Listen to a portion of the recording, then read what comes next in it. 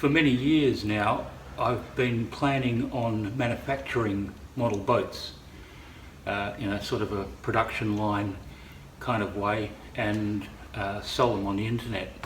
Now I'm in a position where I can do that because I've figured out a system for mass producing the hulls. So now I will make up some moulds and start knocking the model boats out. I've already started on one of the models, which I started shaping in a previous movie. So this one is almost getting there, ready to become a mould. And then what I'm going to do is I'm going to draw up plans for 2 more boats. I'll show you what they are.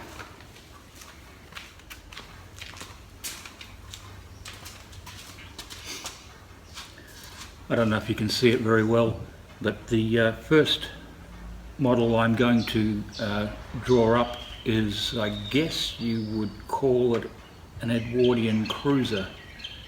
It'll be a steamship. You can't see it very well in pencil, but I'm going to line it in with a marker pen so it's a bit easier. And then the second one is a classic speedboat. So I'll draw them up and you'll be able to see them a little bit better. Most people who do this sort of thing have lots of fancy bits of equipment like bendy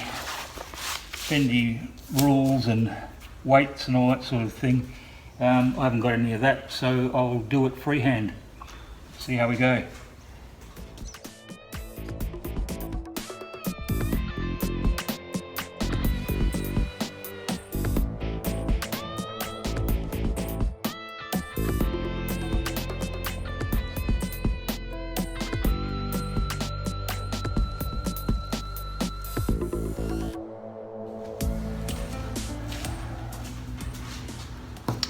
And there we go.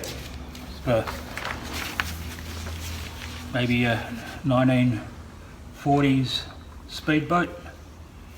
That'll be one of the models.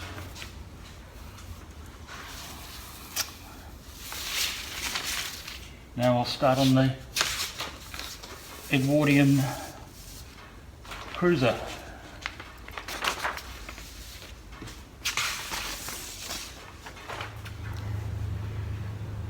I won a lot of awards with my model boats a few years back because I was building big, beautiful, elegant looking boats when the other model makers around my area were building military ships and cargo vessels, that sort of thing. It got to the point where the Model Makers Association had a special meeting and decided that one person just couldn't keep winning all the awards, so that was when I left the association and went out on my own.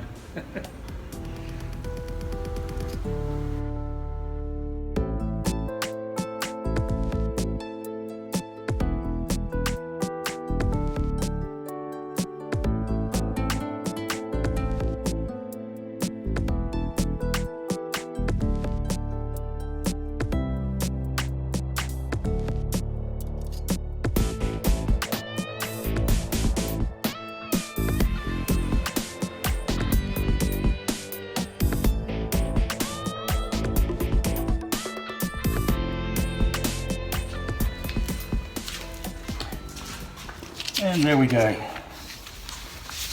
an Edwardian fantail steam cruiser.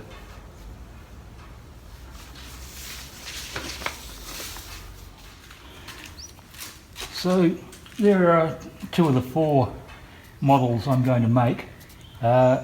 These are a little bit small, so I'm going to enlarge them on a photocopier. I don't want small models, I want big, beautiful models. So they'll probably be around about 1 metre long by the time I'm finished.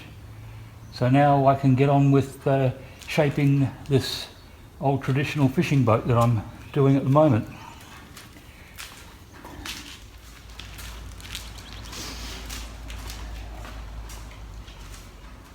Here she is.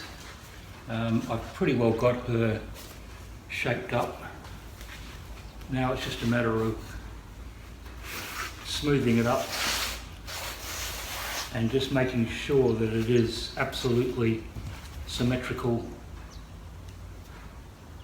all the way through. No bumps.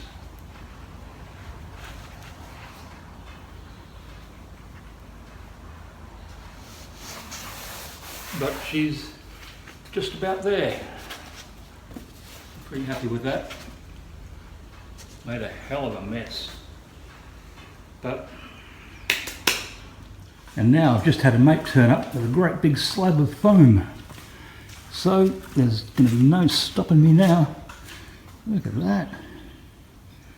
That'll do me for a hell of a long time.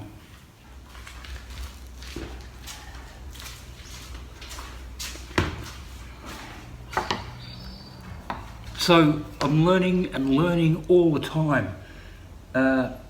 Because I made a Viking ship for a funeral out of paper mache, I learnt the best way to use the paper mache. So what I'm going to do is I'm going to make the hulls out of paper mache, and then once that's nice and dry, I'm going to coat it with epoxy resin to make it really bulletproof. And then I was cleaning up, and I've got the really fine dust of the foam here, and I had a scoop full of it, and I thought, well, why don't I mix it in with the paper mache, and it will possibly give it a smoother surface when I go to actually apply it. So I put it in, and it's turned into a really nice kind of paste that I think will be able to smooth nicely, and I'll be able to sand it smoother as well. So, as I say, learning all the time. It's terrific. So I'm going to manufacture these models in two styles. One will be a display model for putting up on a shelf somewhere, and the other will be fully remote control, so you'll be able to throw it in the drink and sail it around. I'll be packaging them up for export, so if you're interested, let me know by email, and I'll get in touch with you, and you can follow the progress of the boat as I'm building it. It's going to be good.